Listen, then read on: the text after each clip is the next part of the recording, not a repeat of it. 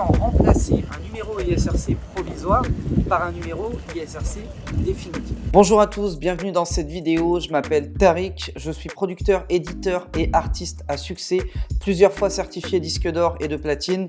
Et aujourd'hui, j'aide des artistes et des producteurs indépendants à vivre de leur musique. Si jamais vous êtes producteur ou artiste en autoprod et que vous avez envie de distribuer votre musique, donc de la vendre sur les plateformes digitales comme Apple, Spotify, etc., vous allez devoir avoir un numéro ISRC puisque c'est obligatoire pour vendre sa musique en ligne. J'en ai déjà parlé dans une précédente vidéo sur cette même chaîne YouTube. Le truc, c'est que quand on ne sait pas comment générer son propre numéro ISRC, on a tendance à avoir un petit bouton apparaître quand on fait une sortie digitale qui est générer automatiquement votre numéro ISRC. Parce que quand vous cliquez dessus, il y a un numéro qui est généré et vous pouvez distribuer votre musique tranquille. Le problème de ça, c'est que si jamais vous n'adhérez pas à la SCPP ou à la SPPF dans les 5 ans, vos 3 voisins tombent aux oubliettes. Les oubliettes, en gros, c'est que ça ne tombe pas dans votre poche, parce que croyez-moi, ça va bien aller quelque part. Et en général, ça va dans les poches du distributeur, puisque c'est son numéro ISRC qui va apparaître sur vos œuvres. Alors, comme je sais que beaucoup, avant de voir une vidéo que j'ai fait sur cette chaîne YouTube qui s'appelle 2 erreurs fatales à éviter quand on distribue sa musique online, je vous ai remis le lien dans la description, donc n'hésitez pas à aller la regarder, elle est particulièrement intéressante. Et si jamais vous avez déjà fait l'erreur, comment basculer du numéro provisoire de votre distributeur digital à un numéro ISRC définitif?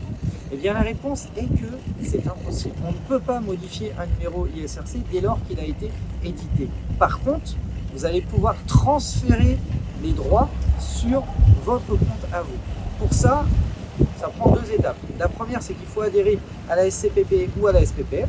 Si jamais c'est quelque chose que vous voulez faire, mais que vous ne voulez pas gérer vous-même parce que c'est compliqué, c'est des gros dossiers, c'est des dossiers d'une 40aine de pages et c'est pas toujours évident de bien comprendre ce qu'on fait. Sachez que chez MusiSecure, la société de gestion de droits que j'ai créée, c'est exactement ce qu'on peut faire pour vous.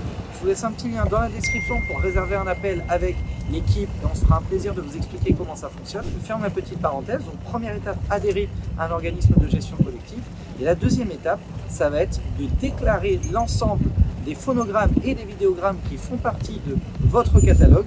Et en les déclarant, vous allez déclarer les numéros ISRC sur lesquels ils ont été enregistrés. Dès lors que ça va être fait et acté par la SCPP ou la SPPF, tous les droits qui seront collectés vous seront reversés à vous, même si le numéro ISRC ne porte pas votre racine producteur. C'est aussi simple.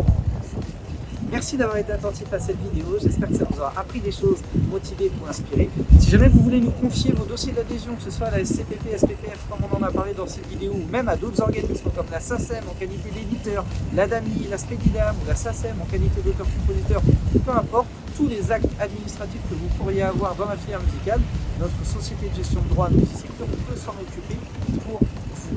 Pour ça, vous avez juste à cliquer sur le lien dans la description, réserver un appel avec l'équipe, ça va prendre 15-20 minutes et vous aurez toutes les réponses à vos questions pour prendre la bonne décision.